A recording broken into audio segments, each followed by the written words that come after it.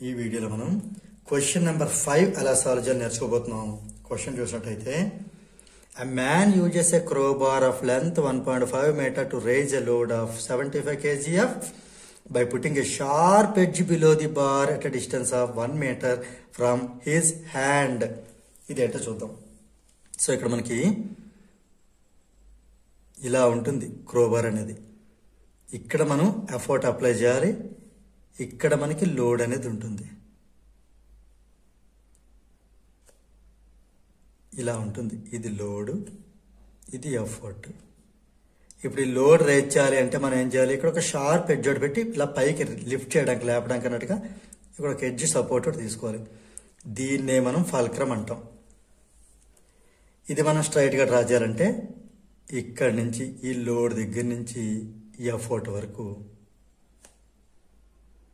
ఇది ఈ for effort, ఇది ఎల్ ఫర్ లోడ్. ఈ ఫల్క్రమ్ పాయింట్ ఇక్కడ తీసుకుందాం, ఇది ఫల్క్రమ్. రైట్, ఫస్ట్ బిట్ ఏంటి, ఇంకా మనం మిగతా వాల్యూస్ కూడా రాసేద్దామా.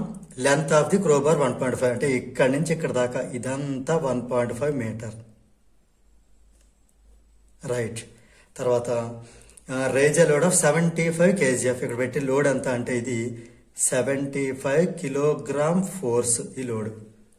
Sharp edge okay 1 metre from his hand. ఇక్కడి నుంచి ఇక్కడ మనం హ్యాండ్ పెడతాం. ఇది రేజ్ చేయాలంటే ఇక్కడ ఎఫర్ట్ పెట్టాలి. ఇక్కడి నుంచి 1 మీటర్ డిస్టెన్స్ అంటే ఇది 1 మీటర్ డిస్టెన్స్. టోటల్ 1.5 కాబట్టి ఇది ఆల్రెడీ 1 కాబట్టి ఇంక 0.5 మీటర్స్ అవుతుంది, అంతే కదా. ఈ టోటల్ మనకి 1.5 అవ్వాలి.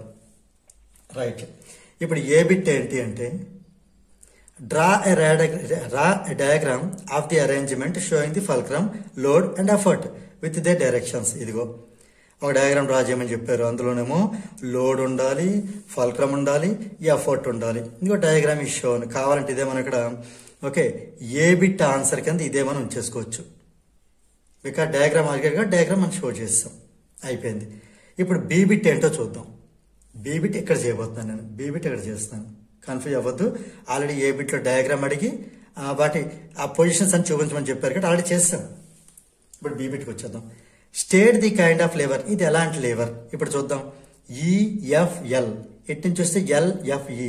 ఆల్రెడీ మీకు ప్రీవియస్ వీడియోలో నేను చెప్పాను, ఈ తర్వాత ఎఫ్ ఉండి ఎఫ్ తర్వాత ఎల్ ఉన్నా అంటే మన ఇంగ్లీష్లో ఆల్ఫాబెటికల్ ఆర్డర్ చూసుకోండి, ఈఎఫ్ఎల్. లేదా ఇటు నుంచి రాసినా కూడా ఎల్ఎఫ్ఈ ఇలా ఉన్నా కూడా అంటే ఎఫర్ట్ లోడు అటు ఇటు ఉండి మధ్యలో ఫల్క్రమ్ ఉంటే దీన్ని మనం క్లాస్ 1 లేవర్ అంటాం. సో ఇక్కడ రాయొచ్చు మనం స్టేట్ ది కైండ్ ఆఫ్ లేవర్ అంటే ఇట్ బిలాంగ్స్ టు క్లాస్ 1 లేవర్ అని రాసాడు, సరిపోతుంది. ఇప్పుడు సిబిటికి వెళ్దాం. Calculate the load arm. Load arm అంటే మనకు తెలుసు కదా, లోడ్ కేసు ఉండే ఆర్మ్ అంటే ఎల్ఎఫ్. ఎల్ఎఫ్ ఫైండ్ అవుట్ చేయాలంటే మనకి మొత్తం ఈ నుంచి ఎల్ వరకు ఉన్న దాంట్లో నుంచి ఈ నుంచి ఎఫ్ దాకా ఉంది మైనస్ చేసేయాలి. ఈ మొత్తం నుంచి ఈ పార్ట్ తీసేయాలి, ఈ మొత్తం నుంచి ఈ పార్ట్ మైనస్ చేయాలి. అంటే 1.5లోంచి 1 తీసేస్తే 0.5 మీటర్. ఇది మనకి లోడ్ ఆర్మ్. ఇది సిలో ఫస్ట్ బిట్. సిలో సెకండ్ బిట్ ఏంటంటే ఎఫర్ట్ ఆర్మ్. ఎఫర్ట్ ఆర్మ్ అంటే ఈఎఫ్, ఎఫర్ట్ కేసు ఉండే ఆర్మ్, అది 1 మీటర్. అది ఆల్రెడీ మనకి క్వశ్చన్లోనే ఇచ్చినట్టున్నారు కదా ఇక్కడ. అయితే ఎఫర్ట్ ఆర్మ్ అని మెన్షన్ చేయలేదు, ఇది మనకు తెలుసో లేదో అని. సో ఈ రకంగా మనం చూసుకోవాలి. 1 మీటర్, కన్ఫ్యూజ్ అవ్వకుండా మనం హ్యాండ్ నుంచి ఇటుపక్క ఎఫర్ట్ నుంచి పెట్టింది ఏదైతే ఉందో అది మనకి ఎఫర్ట్ ఆర్మ్ అవుతుంది, అది 1 మీటర్. రైట్, ఇంకా మనకి సిలో థర్డ్ బిట్ చూద్దాం. Mechanical advantage. మనకు ఫార్ములా తెలుసు కదా, మేల్ ఎంఏ, ఎల్ ఇక్కడ రాసి ఇక్కడ రాయండి, మీకు గుర్తుంచుకోవడం చెప్తున్నాను. ఎంఏఎల్ఈ. ఇక్కడ ఈ ఫర్ ఏంటి, ఎఫర్ట్ ఆర్మ్ అంటే ఈ to F distance. L for load arm అంటే ఎల్ టు ఎఫ్ డిస్టెన్స్. వీటి వాల్యూస్ మనం సబ్స్టిట్యూట్ చేసేద్దాం. ఈఎఫ్ ఎంత మనకి 1 మీటర్ బై ఇది 0.5 మీటర్. మీటర్ మీటర్ క్యాన్సిల్ అయ్యి ఇంటూ 10 బై 10 చేద్దాం. చేస్తే ఏమవుతుంది, ఇంటూ 10 బై 10 చేస్తే ఇది 1 10 జా 10 బై పాయింట్ పోతుంది 5 అవుతుంది. ఇది 5 2 జార్. సో మొత్తమే 2 వస్తుంది. మెకానికల్ అడ్వాంటేజ్కి ఎలాంటి యూనిట్స్ ఉండవు, ఎందుకంటే మీటర్ మీటర్ క్యాన్సిల్ అయిపోయింది. ఇది లెంత్కి ఉండి రేషియో కాబట్టి ఇది మనకి 2. ఇప్పుడు మనం ఫోర్త్ బిట్ చూద్దాం. Effort needed. ఎఫర్ట్ నీడెడ్ ఇక్కడ మనకి ఇంత లోడ్కి ఎంత ఎఫర్ట్ ఉండాలి అనేది క్వశ్చన్. ఇక్కడ మనకి ఈ ఎఫర్ట్ ఎంత అనేది ఫైండ్ అవుట్ చేయాలి. ఇది ఫైండ్ అవుట్ చేయాలి. ఇది మనకి మీటర్లో ఉంటే ఇది మీటర్లో ఉంది అంటే load arm and effort arm.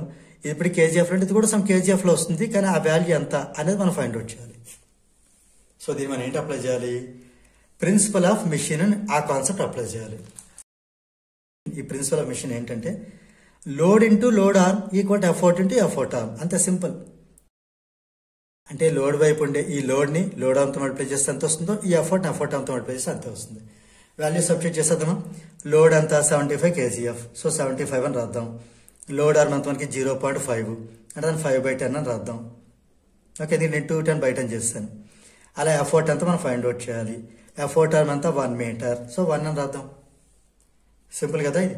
ఇది 5 1 jar 5 2 jar 2తో 75 డివైడ్ చేయడమే. ఎంత వస్తుంది మనకి? 37.5 వస్తుంది. ఇంక ఈ 1కి ఏముంది? ఈ 1 jar 37.5 1 jar 37.5 ఓన్లీ. అంటే మనకి ఎఫర్ట్ ఎంత వచ్చిందంటే 37.5. మరి యూనిట్స్ ఏంటి? ఇందా చెప్పాను కదా, ఇది కేజీఎఫ్, ఇది కూడా కేజీఎఫ్. రైట్. సో ఫైనల్లీ మనకి ఒక్కసారి 4 బిట్స్ కూడా కంక్లూజన్ చూసేద్దాం. First diagram is drawn. Second one it belongs to class 1 labour. Third one ఇది ఆల్రెడీ మనం తెలుసుకుంది. ఇదంతా కూడా లోడ్ ఆర్మ్ వచ్చి 0.5 మీటర్, ఎఫర్ట్ ఆర్మ్ వచ్చి 1 మీటర్, మెకానికల్ అడ్వాంటేజ్ ఏమో 2, అండ్ ఫైనల్ గా the effort needed is 37.5 kilogram force.